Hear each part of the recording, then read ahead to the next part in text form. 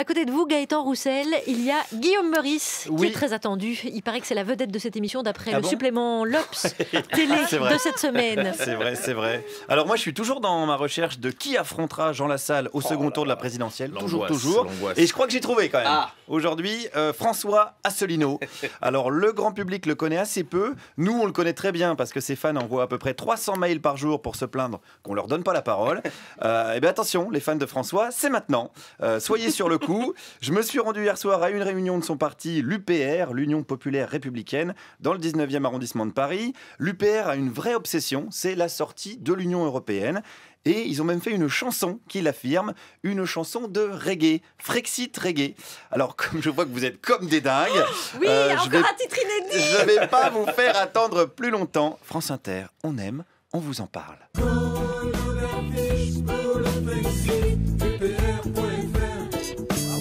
Sortir de la désunion européenne, de l'euro et de l'OTAN. Sortir de la désunion européenne, de l'euro et de l'OTAN.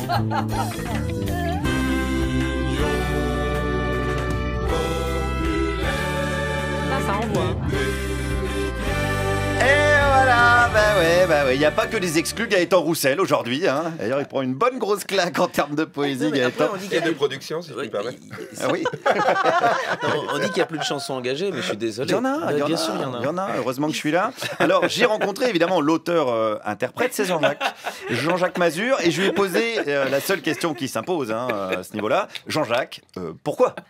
Parce qu'avec les conférences de François Asselineau, j'ai pu avoir les clés de compréhension pour comprendre pourquoi je souffrais. En fait, l'ignorance est la mère de toutes les souffrances.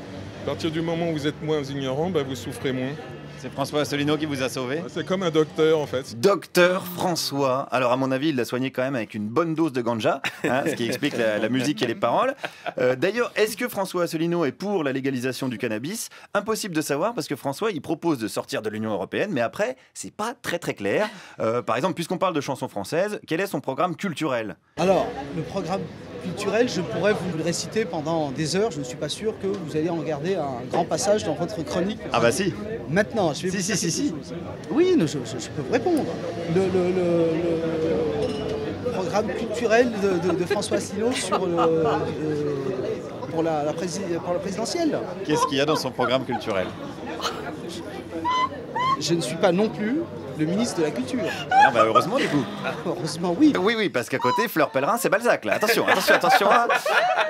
Alors, les seules propositions sur le site de l'UPR sont assez floues. Il parle même d'approfondir l'exception culturelle française. Ça se voit qu'il a jamais lu Clara Dupont-Mono.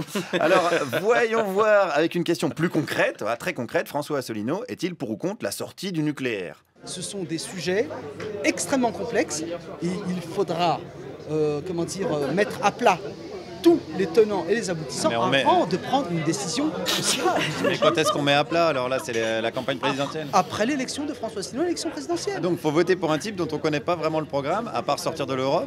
Écoutez, je vous mets au défi de me citer le programme de monsieur Fillon, Mélenchon ou madame Le Pen. Ah bah, défi accepté. Fillon et Le Pen sont pour le nucléaire, Mélenchon est contre. Même Macron, on sait. On connaît même le programme de Macron. C'est quand même pour dire, il est pour, quoi. Et Asselineau, on ne sait pas. Alors, on sait que voilà, il veut organiser un référendum, comme sur tous les sujets, en fait. Sauf la sortie de l'Union européenne, ça il sait, parce que les militants veulent sortir de quoi? D'un système dictatorial insidieux, alors qu'on voulait nous faire croire que c'était une démocratie réelle.